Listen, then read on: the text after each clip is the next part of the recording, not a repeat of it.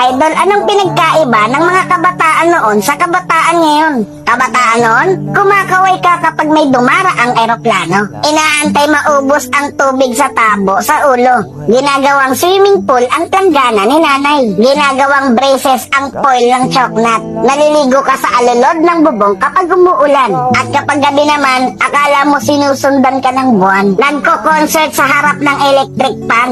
Kabataan ngayon, ang problema ay pera at cellphone. Ang problema lang namin noon kung paano makatakas sa bahay para di matulog ng tanghali. Tumaki man kami sa palo, aminin natin mas maraming nire-respeto na magulang sa panahon noon kaysa ngayon. Mga kabataan ngayon, isang chat lang, may jowa na. Eh kami noon sa flames lang umaasa. Broken hearted pa pag friends ang resulta.